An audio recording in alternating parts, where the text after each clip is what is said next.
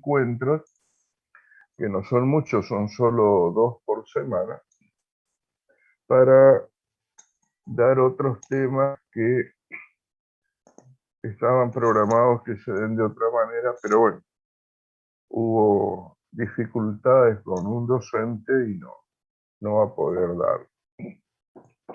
Entonces, vamos a hacer lo mismo que hicimos el lunes, ¿no es cierto? A ver, Juan Carlos Maidana, radiografía de qué es esto. Pelvis, de perfil, de frente. Mira, te explico una cosa. Cuando vos decís mano, para que la radiografía sea de mano, tiene que estar toda la mano en la placa. Cuando vos decís columna lumbar, tiene que estar toda la columna en la imagen, o si no, no es de eso. En este caso, no sería de pelvis, habida cuenta de que las alas ilíacas no se ven. Entonces sería una radiografía de otra cosa. ¿De qué te parece? No importa que te equivoques, metele, equivócate, dale. ¿De qué te parece que sería? Mm, pelvis baja, no sé. ¿Esto cómo se llama esta articulación? Ah, Esta. fémur. Coxofemoral. Sí, coxofemoral o más sencillamente le decimos cadera, ¿no es cierto? Entonces esta sería una radiografía antero-posterior de ambas caderas. ¿Esto qué es, Juan Carlos? ¿No? Carlos Juan. ¿Esto qué es? La articulación de ambas pelvis sería, no sé cómo le puedo explicar. No, tiene un nombre. ¿Cómo se llama eso? Coxis. No, el coxis estaría en esta zona y no se ve en la radiografía. El coxis es la última parte de la columna vertebral, la cola. Está pues bien, se palpa el coxis, o palpas cuando está muy cerquita del ano. Ahí está el coxis. Ahí se palpa el coxis en todas las personas, no importa que seamos gordos. Se palpa perfectamente. Les cuento a modo de, ya que esto me gusta que sea así medio distendido, que el dolor del coxis, ¿cómo se llama? Wacker, no sé el nombre de Wacker. ¿Cómo es tu nombre? Esta chica, ¿cómo es tu nombre? Wacker dice ahí. No me escucho, no me... Wacker, esa chica, ¿cómo se llama? No me hago idea. Bien, Jonathan, decime una cosa, ¿cómo se llama cuando duele el coxis? El dolor del coxis, ¿cómo se llama? Buen día, doctor. Am, yo tengo por concepto que o es una lombalgia o es una dolor púbica. No, el coxis, el dolor del coxis.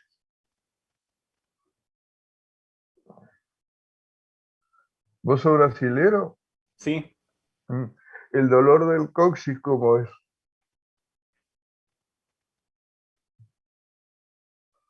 El dolor del coxis se denomina coxigodinia. Y les cuento esto nada más porque él dijo coxis y ahí me acordé. La coxigodinia puede instalarse por diferentes motivos. Uno, el más común, que es traumático, es que cualquier persona que cae sentada muy fuerte le puede producir una lesión o una fractura de coxis o simplemente un dolor muy intenso. Y tiene las características de ese lugar de que el dolor es persistente, dura muchos días, es difícil de tratar. Incluso en algunas raras oportunidades hasta se llegan a hacer infiltraciones para que cese el dolor. Pero también la coccidioidia puede tener origen psicosomático en personas que tengan algún trastorno de tipo sexual. Puede darse ese dolor que es muy, muy persistente, difícil de solucionar. Entonces, el dolor del coxis se denomina coccidioidia. Bien, vamos acá otra vez, Doc. Estábamos, Carlos. ¿Cómo se llama esto, Carlos Juan? Estábamos ahí.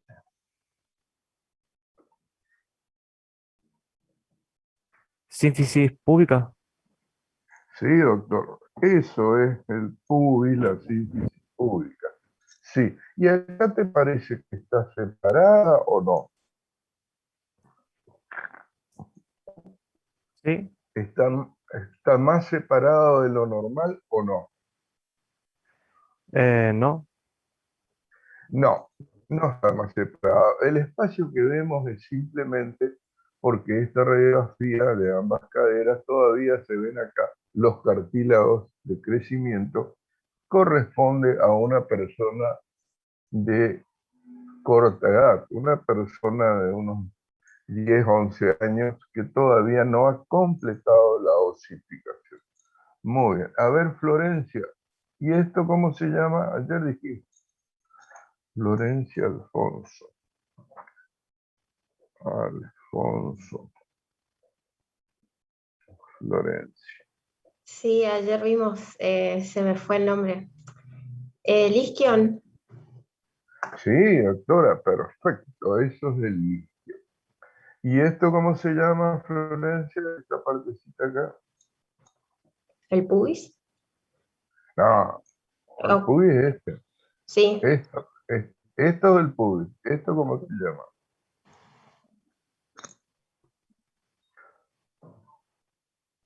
em, no me acuerdo. Esta es la rama isquiopubiana. Ah, Isquiopubiana. Acuérdense que hay unos músculos acá que se insertan mucho. Los que son aficionados a mirar partidos por televisión o los que practican deporte, suelen mencionarse muchas veces que tiene una distensión o un desgarro o una lesión de los isquiotibiales. Los isquiotibiales son unos músculos que se insertan en este lugar y saltan el fémur y se insertan directamente en la tibia. Por eso se denomina isquiotibiales. Ahora después ustedes van a repasar un poquito y van a buscar los nombres de los isquiotibiales. Este hueso es en el cual nosotros generalmente nos sentamos o apoyamos cuando nos sentamos. Pero vamos a seguir con esta radiografía que tiene una cosa muy interesante. ¿Esto cómo se llama? A ver, Isabeli. Esto, María Ferreira. Trocánter menor. Ese es el trocánter menor. ¿Se escucha? Sí, escucho perfecto. María. ¿Se escucha, profesor? Sí, sí, te escuchamos. Te escuchamos. Trocánter menor. Muy bien. ¿Y este cómo se llama? Prende tu micrófono, Isabeli. Trocánter Isabel. mayor. Trocánter mayor. ¿Y esto cómo se llama? El cuello del fémur. Muy bien. Ahora vamos a la pregunta difícil. Ya que te hicimos dos fáciles, vamos a una difícil. Si yo trazo una línea acá y trazo otra línea acá, suponiendo que la haya hecho recta, este ángulo,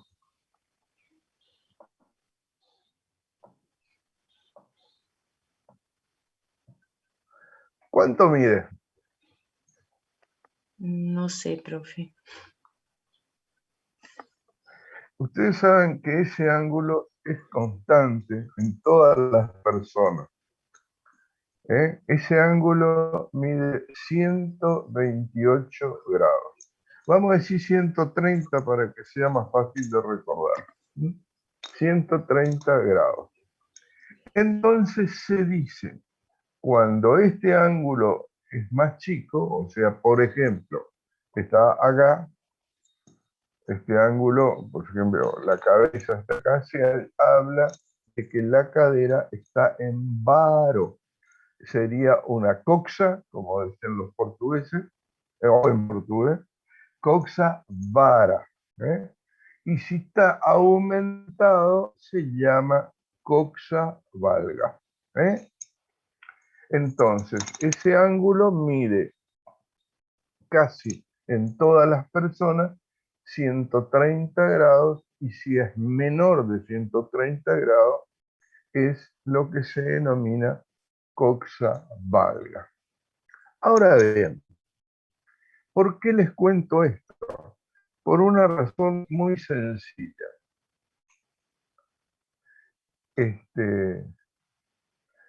Por una razón muy sencilla.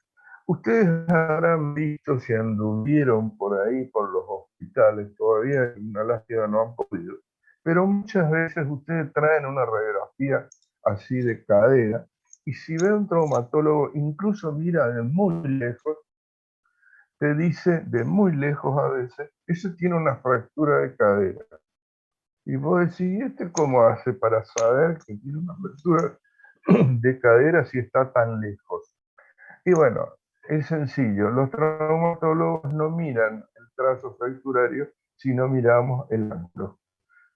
Y la mayoría de las fracturas de cadera, el ángulo está en varo. Entonces tenés un antecedente traumático más una coxa vara, hay una fractura, aunque no la veamos. ¿Se entiende hasta ahí? ¿Se entendió eso, no es cierto? Bien, vamos a ver. A ver, Luciano Carneiro, ¿ese está? Carneiro. Sí, doctor. Luciano. Vamos a ir algo más difícil ahora. Y acá en esta cadera, fíjate y compara esta con esta. ¿Qué diferencia hay? Esta con esta. Te cuento más. Esta radiografía corresponde a una paciente femenina de aproximadamente 11 años que consulta por dolor en la cadera. Entonces nosotros la hacemos caminar y vemos que cojea, que renguea. ¿Ya? Y después entonces la empezamos a examinar, la ponemos en la camilla.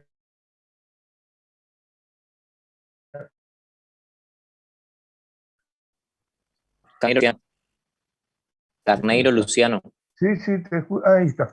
Bueno, Carneiro. Está.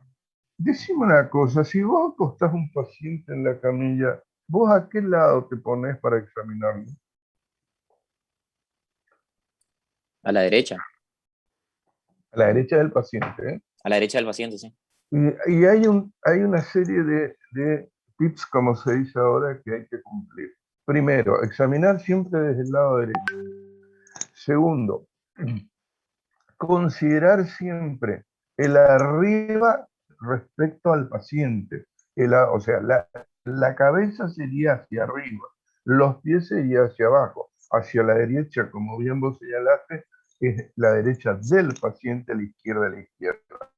Esto es muy útil cuando estamos, por ejemplo, por hacer maniobras o cuando estamos operando. Si vos estás ayudando una cirugía y el cirujano te dice, levanta un poco más, lo que vos estás sosteniendo no es hacia el techo, es hacia la cabeza del paciente. Si te dice que va hacia adelante, ahí es hacia el techo, si es que el paciente está en descuido y todo. ¿Se entiende?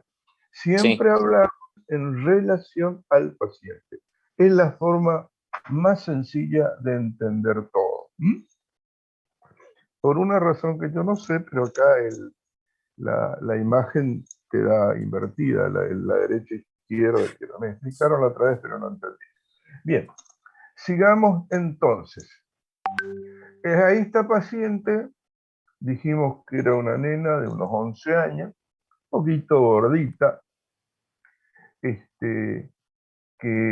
nos relata la mamá y un poquito hemos visto que tiene cierto retardo en la aparición de los caracteres sexuales secundarios, pero eso no es muy significativo, pero presenta, decíamos, una renguera o cojera.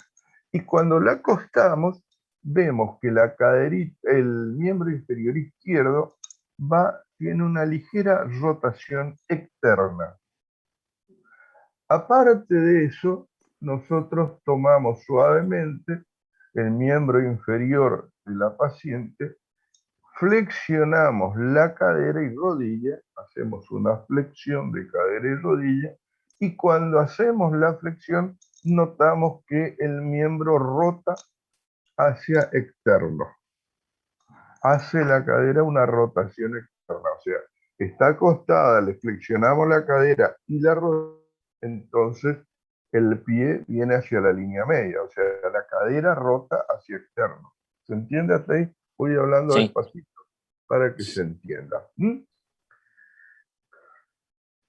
Acuérdense, cuando nos referimos nosotros en la especialidad, siempre hablamos de miembro inferior, miembro superior. La pierna es la parte que va entre la rodilla y el tobillo, ¿está? No es el resto. ¿Estamos? Hay un viejo cuento en todas las facultades de medicina, que yo no sé si es cierto o inventado, que estaba rindiendo una chica y confundía los términos. Entonces dicen que el docente le dijo: señorita, muéstreme las piernas. Entonces esta chica levanta la pollera y le muestra, y entonces el médico le dice: retírese, esa no es la pierna, eso es el muslo. Estamos entonces, eso es nada más que es una anécdota burda para recordar que una cosa es la pierna, otra cosa es el muslo, y lo que estamos nosotros examinando en esta criatura es la cadera, y para lo cual tomamos el miembro inferior. Bien, entonces después de ese examen le hicimos hacer esta radiografía, que es antero-posterior. Y me parece que está la otra. No. Bueno, está esta nomás. Bien. Esta radiografía antero-posterior. Es de regla pedir las radiografías cuando examinamos cadera antero-posterior y axial de ambas caderas. A otros les gusta escribir, en vez de axial, poner en posición de rana, que se ve el perfecto perfil de la cadera, que se puede lograr si no hay trauma en las caderas. Bien, ¿dónde estábamos? Me olvidé quién era. Ah, Luciano. ¿Y qué ves acá de diferente con esto, Luciano? Ya te di unos cuantos datos. El cuello, doctor. ¿Qué tiene de diferente?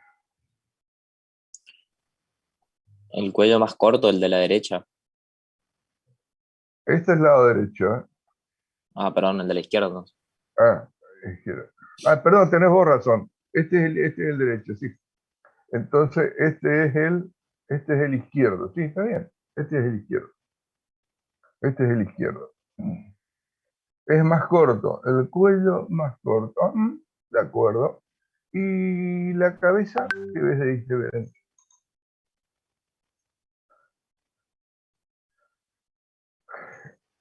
Mira, vamos a mirar, miren esta. Vamos a mirar en esta. Acá vemos esta parte de la cabeza y acá está el cartílago de crecimiento. A esto a veces le decimos también casquete. Es un término medio inventado para referirnos a esta parte de la cabeza femoral. Si nosotros miramos de este lado, notamos que el casquete se ha corrido. ¿Ven? Acá está corrido. Por eso el cuello está más corto. Esto se ha corrido. Esta patología muy compleja de tratar se denomina deslizamiento epifisario o epifisiolisis de cadera. ¿Mm? Deslizamiento epifisario o epifisiolisis de cadera. En una de las clases que están grabadas en la plataforma se habla de este tema, por supuesto, porque es sumamente importante que lo reconozcan.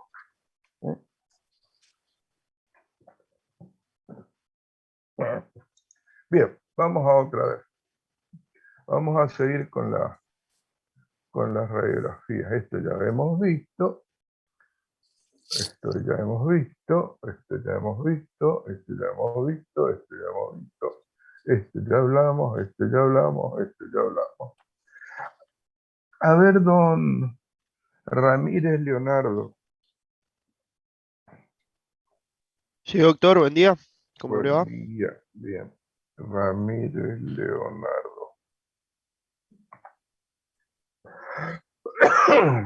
¿Qué ves acá? ¿Qué es esto?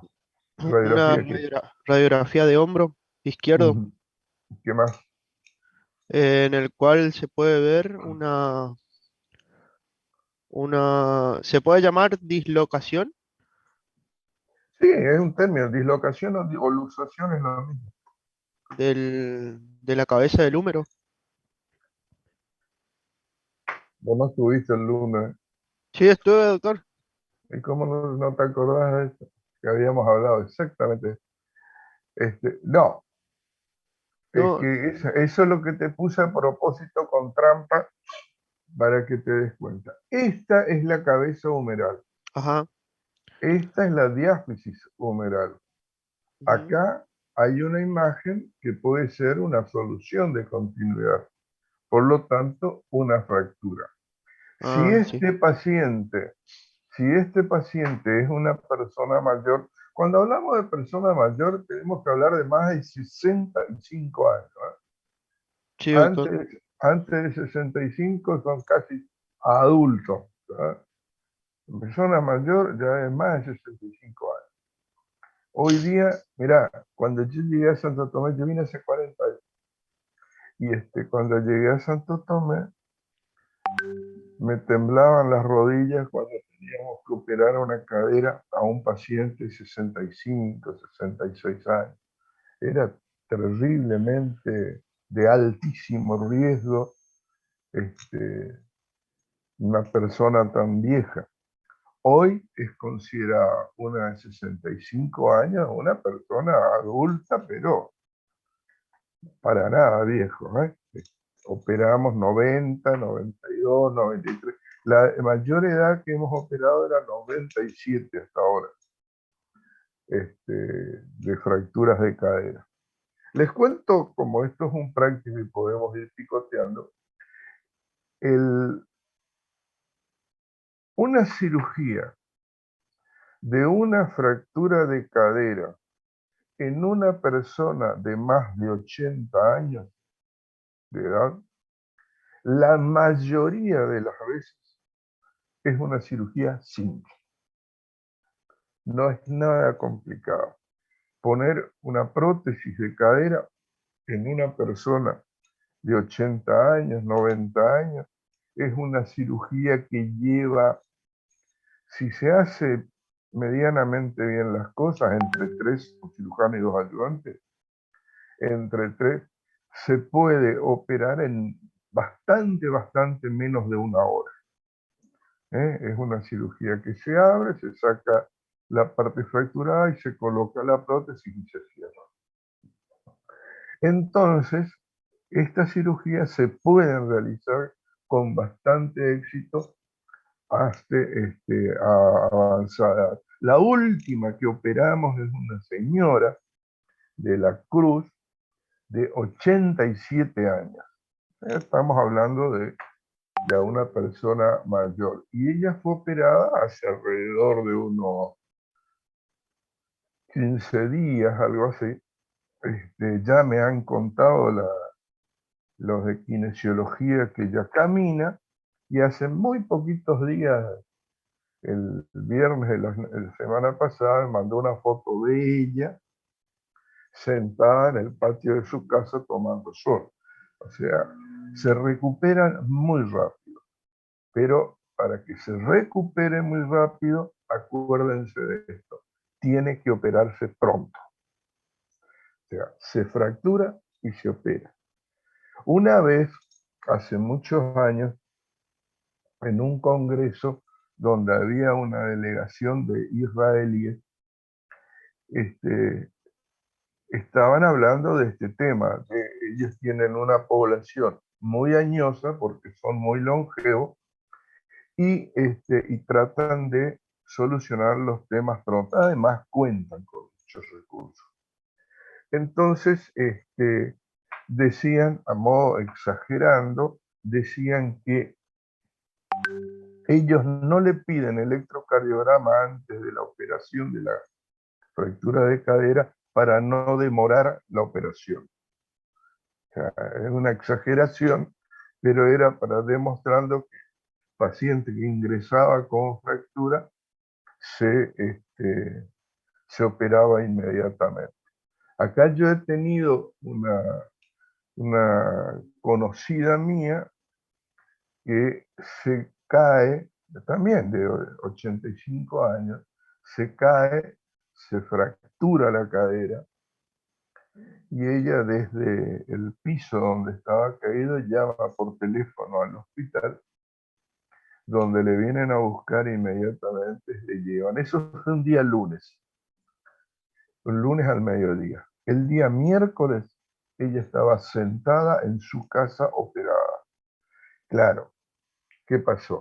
Ella estaba en Buenos Aires, se había caído ahí, es una persona que tiene muchos recursos, y fue llevado a un emblemático servicio de traumatología de Buenos Aires, donde lo operaron inmediatamente. Ese mismo lunes fue operada, y claro, el miércoles ya estaba de alta en su casa. Los pacientes se deterioran muchísimo en la espera del material. Por eso el material debe ser suministrado de manera inmediata y operado de manera inmediata. Bien, no me acuerdo con quién de ustedes estaba. ¿Con ¿Conmigo, Luciano? doctor? Luciano. No. Leonardo, bueno, de acuerdo. Doctor, le pregunto, Sí, pero no grites, dale. desde la caída del abuelito, ¿cuánto tiempo puede pasar hasta que llegue la cirugía? Ah, ¿de dónde sos vos? ¿De acá de Corrientes? ¿De la ciudad de Corrientes? Sí. Mm. Bien, en la Argentina hay muchísima diferencia en ese tema. Hay muchos pacientes que tienen la obra social de PAMI, muchísimos. Y hay otros muchos que están jubilados por el IOSCOR, que es la obra social de la provincia de Corrientes. Si es el IOSCOR, llega a tardar entre 2 a 3 meses que te den el material. Si es el PAMI, depende de qué lugar de la provincia estés, puede tardar entre 1 a 2 semanas. Esperen.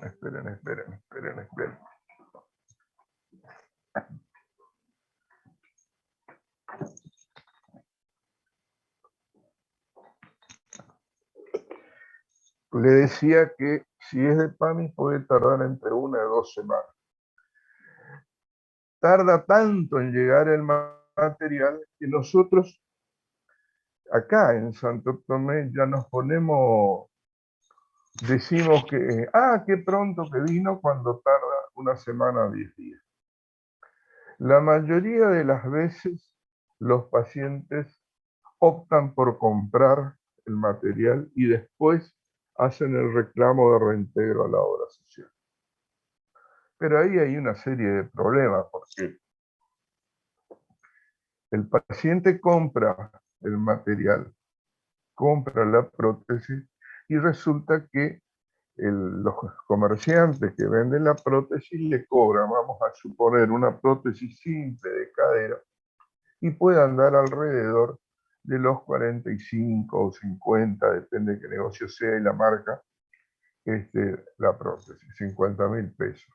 Pero después, cuando vas a hacer el reclamo a la obra social que te reintegren, la obra social te dice, no, nosotros lo reintegramos 15, porque es lo que pagamos esa prótesis. ¿Y por qué es eso? Pero es muy sencillo el tema. Cuando nosotros vamos a comprar, voy a decir Coca-Cola para no decir vino, acá al supermercado La Bomba, nosotros pagamos 190 pesos una botella de Coca gratis. Eso es lo que pago yo, que compro una botella. Ahora, Eduardo Storti se llama el dueño, que es el padre de una compañera de ustedes. Eduardo Storti no paga 180 pesos la botella. Él paga muchísimo menos. ¿Pero por qué? Porque compra un equipo de Coca-Cola, por la cantidad.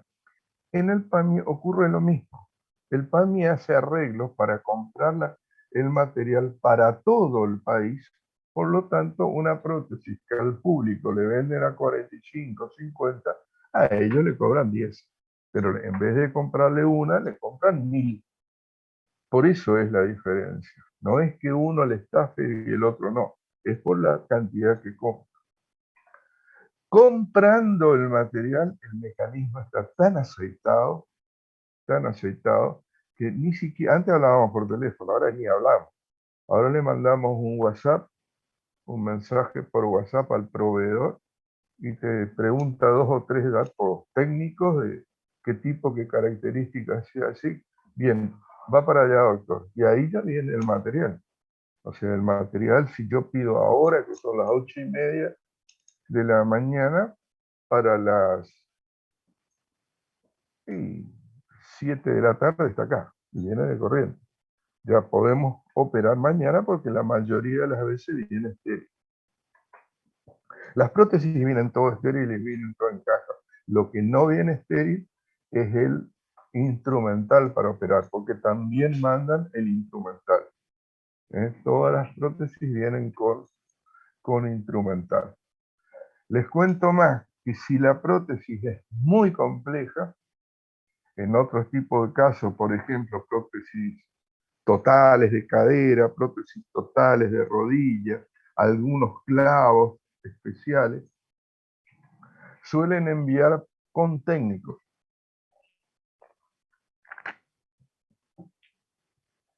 ¿Qué es un técnico? Y el técnico es una persona, la mayoría de las veces son licenciados en enfermería,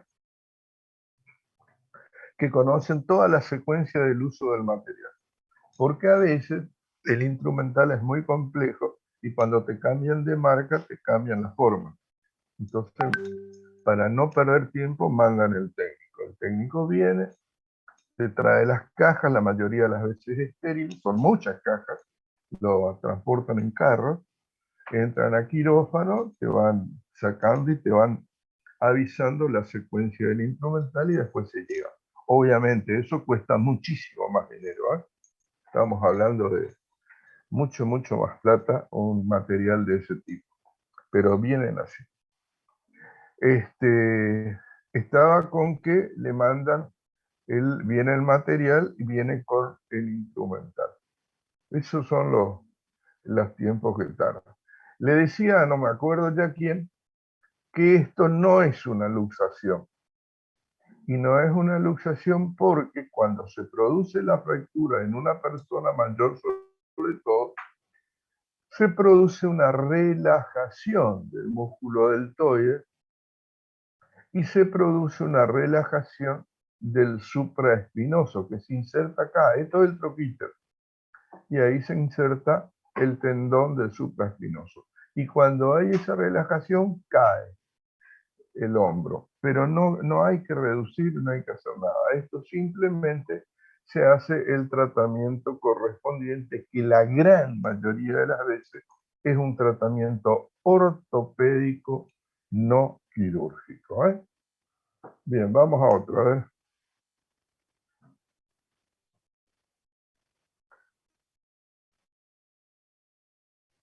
Alfonso Floria. Sí, ¿Qué es eso? Una cosa que no se entiende. Bueno, resulta que esta es una radiografía anteroposterior, pero nosotros siempre tenemos que pedir dos incidencias. Y ya hemos hecho la anteroposterior y pedimos el perfil. Pero como el paciente está con dolor en el hombro, no se puede mover ese hombro. Entonces lo que le hacemos es una incidencia que se denomina perfil transtorácico. Que ponemos el miembro superior sano sobre la cabeza, el miembro superior afectado contra el portachasis, que es vertical, el que se usa para el tórax, y le hacemos el disparo que atraviese el tórax. Entonces tenemos esta imagen que es un perfil transtorácico, donde aquí se ve la diástasis femoral y aquí se ve la cabeza.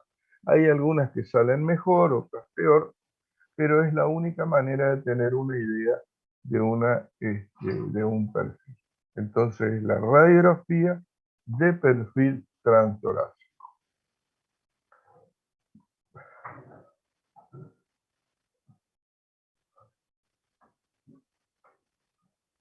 Bien. A ver, doña Isabeli Faría. Acá está. Sí, doctor. ¿Y eso qué es? ¿Qué era? Es una fractura en antebrazo Esto es una fractura de antebrazo. Y esta es una radiografía de un chico, un viejo, un adulto. de un niño ¿Por qué? por la parte de las epífisis. Por la zona de las epífisis. Están los cartílagos abiertos. Esto entonces es una fractura que ya vimos el lunes, que es una fractura de radio, y también hay una fractura incompleta o fractura en tallo verde del cúbito.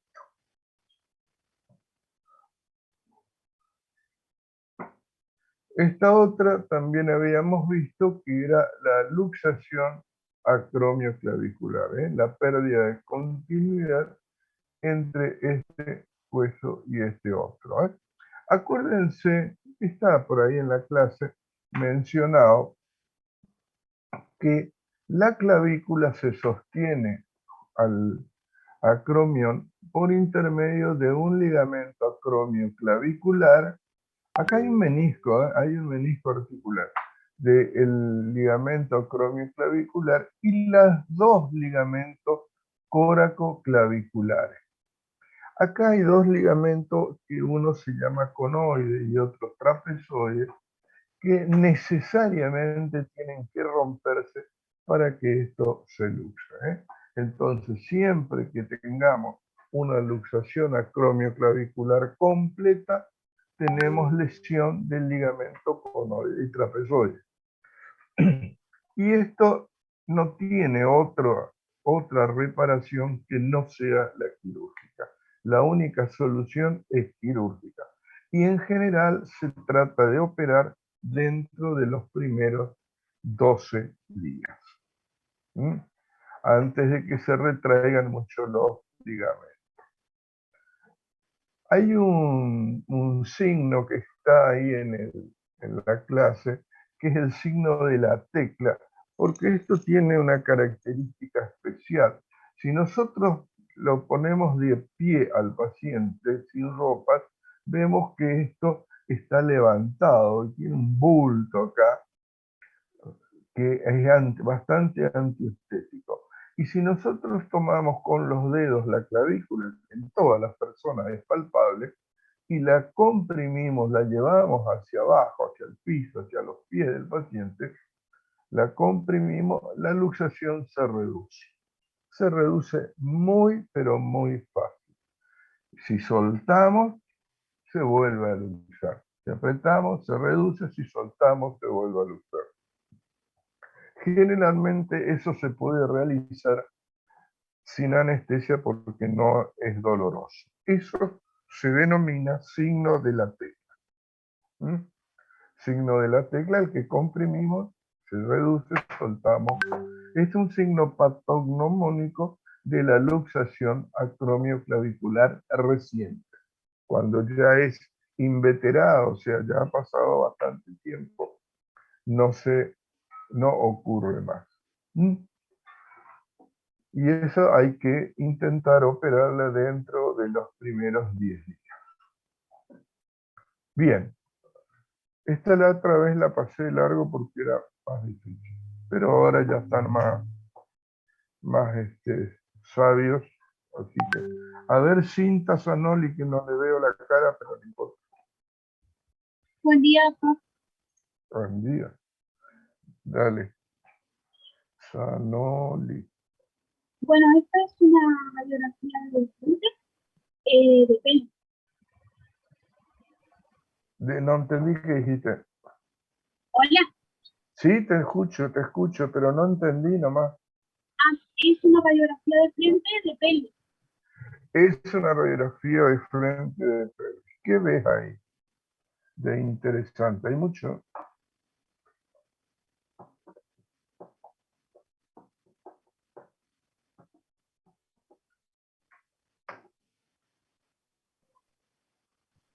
A ver. ¿Puede ser? ¿Esto cómo se llama?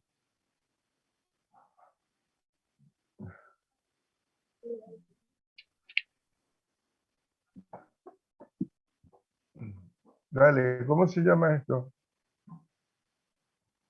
Se cortó. Se cortó o se fue, no sé. Bien. ¿Y Pinto Nicelli? Hola, Sí, ¿quién? Ah, Cintia. Dale. ¿Esto cómo se llama? ¿Este hueso cómo se llama? niño. ¿Eh? ¿Qué dijo? Ay, que no ando viendo tecnología. Bueno. A ver, Ariana. Ariana Lisnet.